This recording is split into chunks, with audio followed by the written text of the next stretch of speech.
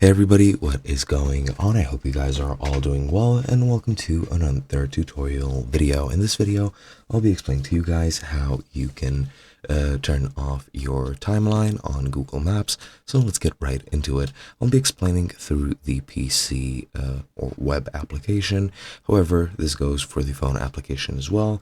There are slight differences which I'll guide you through using my words only, but I'll be showing you guys on PC. So the first thing you're going to want to do is you're going to want to gain access to your account options. So you just click on your account initial in the top right, and then you just go manage my account, pretty much similar to how you would do it on the web version or on the app version. Just go to your profile initial or icon and then tap on your profile settings. That should take you to a screen similar to this.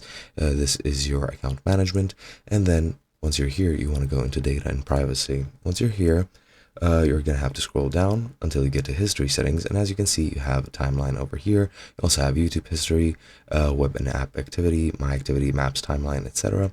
And what you're going to want to do is you're going to click on timeline. In my case, it's paused, and that's exactly what you want it to say. However, if it is currently turned on, just click on it and go under timeline.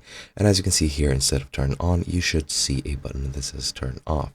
Clicking this will then turn off your location history and your timeline. And after you've done that, then that's pretty much all you want to achieve. Now, if you're on the mobile app, pretty much the same process. You just go to privacy settings, located on mobile. I'm pretty sure you even have a settings search option, so you can just search for the timeline option, turn it off manually, and that should be pretty much it.